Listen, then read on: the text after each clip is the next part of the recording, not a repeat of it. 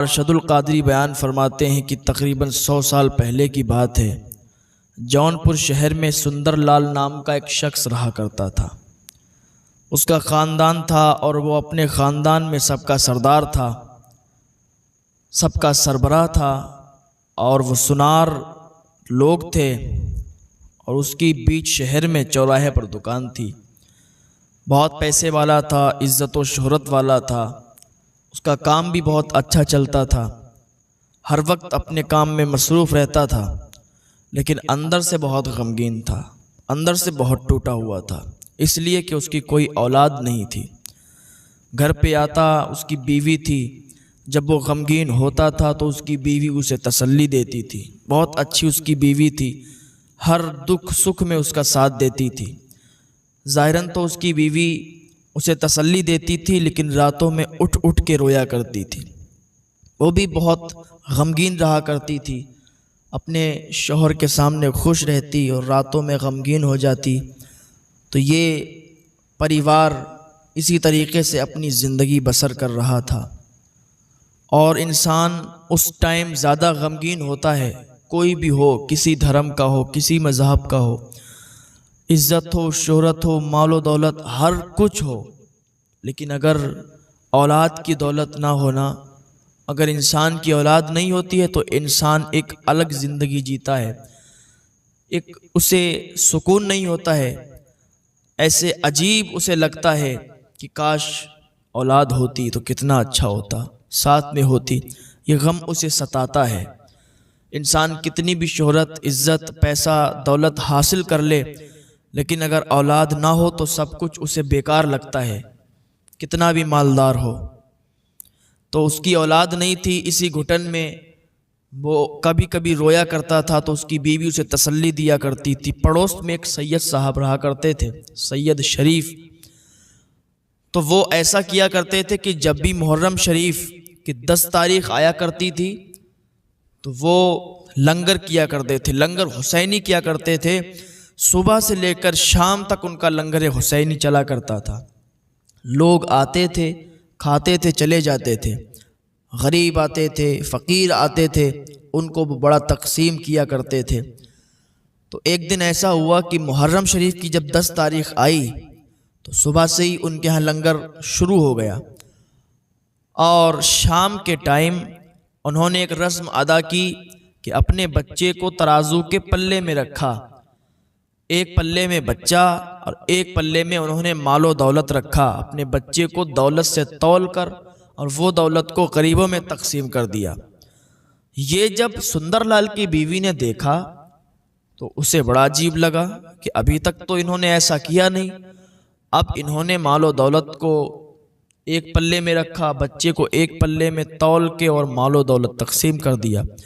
جب شام ہو گئی، بھیڑ ہلکی ہو گئی، تب سندر لال کی بیوی سید صاحب کے گھر گئی، سید صاحب کی بیوی کے پاس، اور کہنے لگی، بہن مجھے یہ بتاؤ، ابھی تک تو تم لوگ ایسا کرتے تھے، صبح سے لنگر چالو کرتے تھے، شام تک تمہارا لنگر چلتا تھا، لوگ آتے تھے، کھاتے تھے، چلے جاتے تھے، یہ تو مجھے معلوم ہے کہ تاجدار کربلا امام حسین رضی اللہ تعالی عنہ کے نام پر آپ لوگ لنگر کیا کرتے ہو، اور اس دن ہر کوئی لنگر کیا کرتا ہے، ہر کوئی ان کے نام کی فاتحہ دلاتا ہے، لیکن یہ مجھے بتاؤ کیا یہ کوئی نئی رسم ہے کہ تم لوگوں میں کہ بچے کو پیسوں کے برابر تولتے ہو؟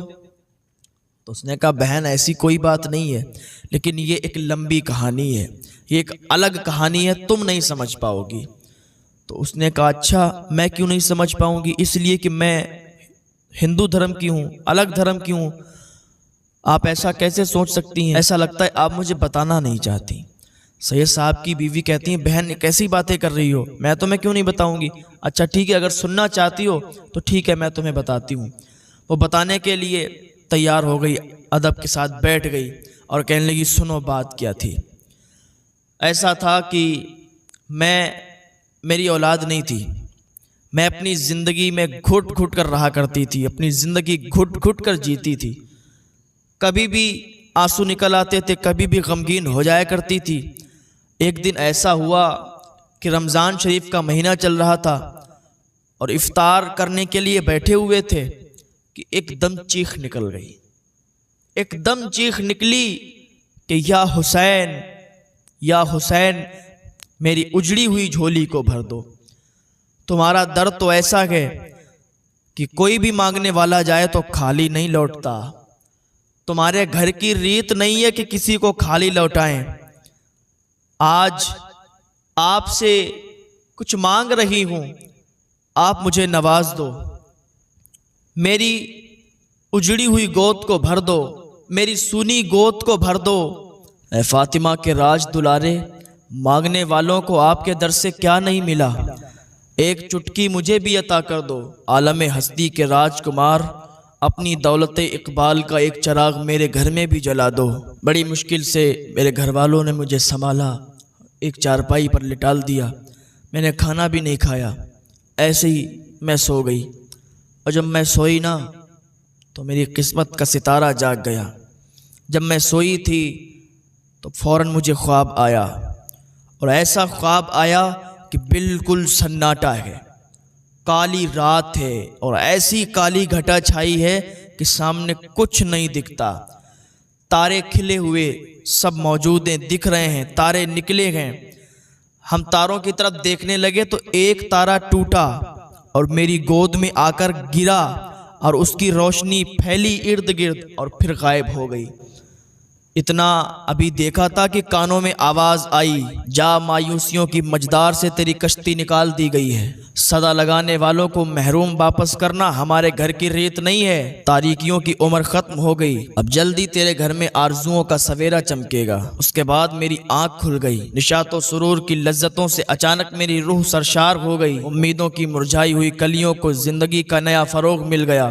اب مجھے ایک بہت اچھا لگنے لگا، اور کچھ ہی دنوں میں جب دائی سے چیک کرایا نا، جب دائی کو دکھایا تو دائی نے خوشخبری دی کہ تو ماں بننے والی ہے، اور ٹھیک 9 مہینے کے بعد ہمارے گھر یہ ننھا پیدا ہوا۔ یہ میری گود میں جو ننھا دیکھ رہی ہو نا، یہ میرا بیٹا ہے، یہ انہی کا صدقہ ہے، یہ انہی کے ذریعے سے ملا ہے۔ تو آج اس کو پیسوں کے برابر تول کر حضور صلی اللہ علیہ وسلم کے نام کی خیرات نکالی ہے۔ یہ کوئی نئی رسم نہیں ہے بہن، ابھی یہ بات اپنی جاری ہی رکھی تھی انہوں نے کہ سندر لال کی بیوی ایک دم سکتہ طاری ہو گیا۔ آنکھیں بند کر لیں سندر لال کی بیوی نے، اور جب آنکھیں کھولیں تو آنکھیں بھیگ چکی تھیں، آنکھوں سے اشک جاری ہو چکے تھے، وہ رونے لگی تھی۔ تو سید صاحب کی بیوی نے جب دیکھا کہ سندر لال کی بیوی رونے لگی تو کہا، بہن آپ رو کیوں رہی ہو؟ کیا میری باتوں نے آپ کو غمگین کر دیا ہے؟ کہ میری باتیں آپ کو بری لگ گئی ہیں؟ تو اب اور تیز وہ پھوٹ پھوٹ کر رونے لگیں۔ سید صاحب کی بیوی نے چھپایا اور کہا، بہن مجھے معاف کر دو اگر میری کوئی بات غلط لگی ہو۔ تو سید صاحب کی بیوی نے جب اتنا کہا تو سندر لال کی بیوی نے منہ پہ ہاتھ رکھ لیا، کہا یہ بات کیا کر رہی ہو؟ آپ کی کوئی بات مجھے بری نہیں لگی، بس میں رو اس لیے رہی ہوں کہ جو حال تمہارا تھا نا، اس وقت وہی حال میرا ہے۔ میری بھی کوئی اولاد نہیں ہوتی ہے، میں ایسا کوئی پیر فقیر بابا کوئی نہیں بچا جس کی چوکھٹ پر نہ گئی ہوں، کہیں بھی مراد پوری نہیں ہوتی، کہیں بھی بات نہیں بنتی ہے۔ ہاں تمہارے کربلا کے تاجدار پتہ نہیں ہماری فریاد سنیں گے یا نہیں سنیں گے، اگر ہم ان سے فریاد کریں تو پتہ نہیں وہ ہمیں اولاد عطا کریں گے یا نہیں کریں گے۔ سید صاحب کی بیوی نے کہا، کیوں ایسا کیوں کہتی ہو؟ کہا میں اس لیے کہہ رہی ہوں کیونکہ میں ہندو ہوں، میرا دھرم الگ ہے۔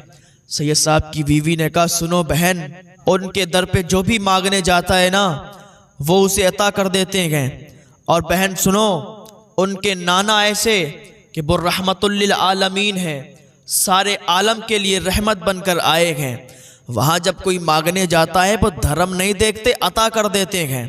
کہا اچھا ایسی بات ہے؟ کہاں بالکل ایسی بات ہے۔ جب اتنا سنا تو خوش ہو گئی، آنسو پوچھے اور اپنے گھر پہ آئی، اپنے شوہر کے پاس آئی، اپنے شوہر سے ذکر کرنے لگی، ساری باتیں بتائیں کہ ہمارے پڑوس میں جو سید صاحب ہیں نا، ان کا جو بیٹا ہے وہ تاجدار کربلا کے وسیلے سے ہوا ہے، وہ تاجدار کربلا نے عطا کیا ہے، ورنہ ان کی اولاد نہیں ہو رہی تھی۔ سندر لال نے جب اتنا سنا تو ایک گھڑی